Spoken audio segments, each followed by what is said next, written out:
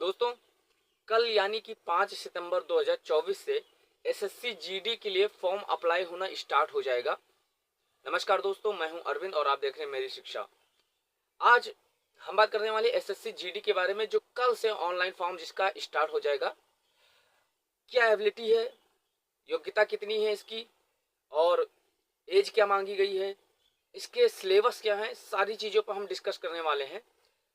तो जो लोग हाई स्कूल पास हैं और जिनकी उम्र 18 वर्ष से लेकर और 23 वर्ष के बीच में है, वो लोग एसएससी जीडी के लिए अप्लाई कर सकते हैं। अगर हम बात करें योग्यता की कि योग्यता कितनी मांगी गई है, तो इसमें हाई स्कूल पास मांगा गया है।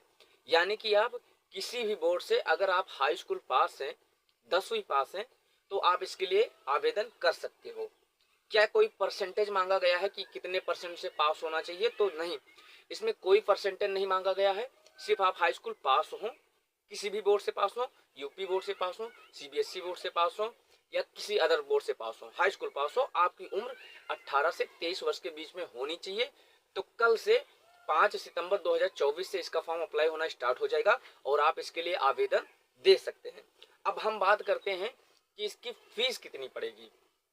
इसकी फीस कितनी पड़ेगी, तो अब एक एक चीज करके सारी चीज समझ लेते हैं। इसके लिए जनरल, ओबीसी और ईडब्ल्यूएस वालों के लिए 100 रुपए फीस रखी गई है। जनरल, ईडब्ल्यूएस और ओबीसी वालों के लिए 100 रुपए फीस रखी गई है। बाकी कैटेगरी के लिए कोई शुल्क नहीं है। ठीक है, अब बात करते हैं कि इसका एग्जाम कब होगा। तो दोस्तों, अभी इसका एग्जाम ये मान के चलिए कि ये जनवरी से लेकर और फरवरी के बीच में इसका एग्जाम होगा। तो यानी कि अभी आपके पास में अक्टूबर, नवंबर, दिसंबर, जनवरी, फरवरी 4 से 5 महीने का वक्त आपको मिल जाता है। तो आप अगर कोशिश करोगे तो आपका हो सकता है सिलेक्शन। ठीक है, 4-5 महीने मेहनत करोगे तो हो सकता है। ठीक है, तो जनवरी से फरवरी के बीच में इसका एग्जाम होगा। अब बात करते हैं दोस्तों कि एसएससी जीडी के लिए जब आप अप्लाई करते हो तो इसमें कौन कौन सी पोस्टें होती हैं जहां आपका सिलेक्शन हो सकता है। ठीक है, यानी किस किस डिपार्टमेंट में आपका सिलेक्शन होगा। तो देखिए दोस्तों, ये जो एसएससी जीडी की वैकेंसी आई है, इसके थ्रू आपको आर्मी में ही जाने का मौका मिलेगा। ठीक है, बट क्या होता है कि एक होती है सीधी भर्ती, ठीक है, डायरेक्ट एंट्री जो होती है, और एक होती है ऐसे फॉर्म अप्लाई करके एसएससी के द्वारा सिलेक्शन दिया जाता है। ठीक है, तो इसमें अगर हम बात करें कि कौन कौन से डिपार्टमेंट हैं आर्मी के, तो आपको इसमें बीएसएफ में आप जा सकते हो, आईटीबीपी में जा सकते हो, और सीआरपीएफ में जा सकते हो। ठीक है, एसएसबी में जा सकते हो, और असम राइफल्स में जा सकते हो, और एसएसएफ यानी कि सिक्रेटरीट सिक्योरिटी फोर्स। ठीक है, और एक एनसीबी होता है जो नशाखोरी ओरी को पकड़ते हैं, वो होता है। ठीक है, जिसको बोलते हैं कि नार्कोटिक्स बोलते हैं। ठीक है, तो उसमें आप जा सकते हो। इतनी ऐसी पोस्टें हैं जिसमें आप जा सकते हो एसएससी जीडी के थ्रू, ये जो वैकेंसी आई है। अब हम बात करते हैं कि इसमें ये आर्मी की वैकेंसी है, तो इसमें फिजिकल भी होगा। ठीक है, आपकी मापदंड भी होगी, आपकी हाइट मापी जाएगी। तो इसमें बात कर लेते हैं कि आपकी कितनी हाइट होनी चाहिए, कितना चेस्ट होना चाहिए। ठीक है, तो देखिए दोस्तों, अगर आप हाइट की बात करें, आप मेल हैं, जनरल हैं, ओबीसी हैं या एससी हैं, तो आपकी हाइट 170 सेंटीमीटर होनी चाहिए। ठीक है, अगर आप मेल हैं लेकिन एसटी हैं, तो आपकी हाइट 162.5 सेंटीमीटर होनी चाहिए। अगर आप फीमेल हैं, जनरल, ओबीसी या एससी में आते हैं, तो आपकी हाइट 157 सेंटीमीटर होनी चाहिए।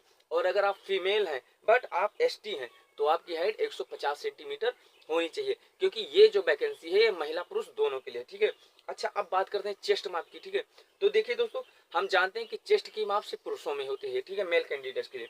तो चेस्ट की माप की बात करें तो 80 से 85 सेंटीमीटर, मतलब 80 सेंटीमीटर नॉर्मल, और फुलाने के बाद 85 सेंटीमीटर होनी चाहिए। अगर आप जनरल हैं, मेल हैं, जनरल हैं, ओबीसी हैं या एससी हैं, बट आप मेल हैं। ठीक है, अगर हम बात करें कि मेल हैं बट आप एसटी में आते हैं, तो 76 सेंटीमीटर नॉर्मल होनी चाहिए, और फुलाने के बाद 80 सेंटीमीटर होनी चाहिए। ठीक है, अब रनिंग की बात कर लेते हैं, क्योंकि ये आर्मी है तो इसमें आपका दौड़ होगा जरूर। ठीक है, तो रनिंग की बात करते हैं, तो अगर आप जनरल में आते हैं, ओबीसी में आते हैं और एससी में आते हैं बट मेल हैं, तो आपको 5 किलोमीटर दौड़ना पड़ेगा, 24 मिनट आपको दिया जाएगा। ठीक है, बट आप वही अगर मेल हैं, एसटी हैं, तब भी रनिंग आपका सेम है। रनिंग आप एसटी में हो, एससी में हो, ओबीसी में हो, किसी में हो, अगर आप मेल हैं तो आपको 5 किलोमीटर की दौड़ निकालनी होगी, उसके लिए आपको दिया जाएगा 24 मिनट। ठीक है, अब बात कर लेते हैं कि अगर फीमेल हैं तो क्या होगा। तो फीमेल है, आप जनरल में है, ओबीसी में, ईडब्ल्यूएस में है, एससी में, एसटी में, किसी में भी है, आपको 1600 मीटर की दौड़ दी जाएगी। इसके लिए आपको दिया जाएगा लगभग 5.5 मिनट, 5.5 मिनट, ठीक है। अच्छा, अब बात करते हैं कि इसके सिलेबस की बात कर लेते हैं।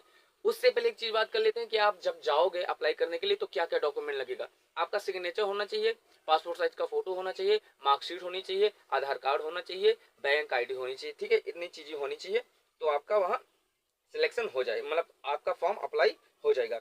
अच्छा, अब बात कर लेते हैं कि इसका सिलेबस क्या है।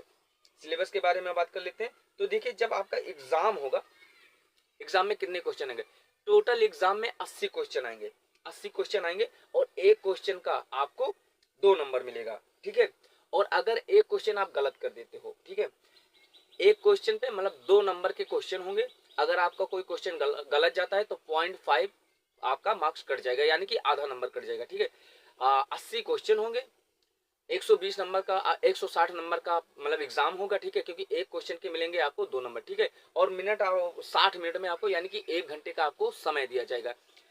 किस सिलेबस से क्या आ जाएगा, तो 20 क्वेश्चन आएंगे मतलब रीजनिंग और मैथ से, 20 क्वेश्चन आएंगे आपके रीजनिंग और मैथ से, 20 क्वेश्चन आएंगे आपके हिंदी और इंग्लिश से, 20 क्वेश्चन आपके आएंगे जी और जीएस से, और 20 क्वेश्चन आएंगे आपके मैथमेटिक्स से, ठीक है। मतलब गणित से 20, रीजनिंग से 20, जीएस से 20 और इंग्लिश और हिंदी से मिला के 20, यानी कि 80 क्वेश्चन आपके आएंगे और 60 मिनट आपको दिया जाएगा। 160 नंबर की परीक्षा होगी, ठीक है। और ये 0.5 आपकी माइनस मार्किंग होगी। जो लोग हाई स्कूल पास हैं उसके लिए आवेदन करना चाहते हैं वो कल से फॉर्म अप्लाई होना स्टार्ट हो जाएंगे। आप जल्दी से जल्दी कर दीजिएगा, क्योंकि एसएससी जीडी की भी साइट बहुत बिजी हो जाती है, ठीक है। तो अगर आप थोड़ा लेट करोगे तो कभी कभी सर्वर की प्रॉब्लम आ जाती है। तो अब हमें उम्मीद है कि आपको समझ में आ गया होगा। बाकी अगर आपके कोई क्वेश्चन है तो आप कमेंट कीजिएगा, पूछिएगा, ठीक है।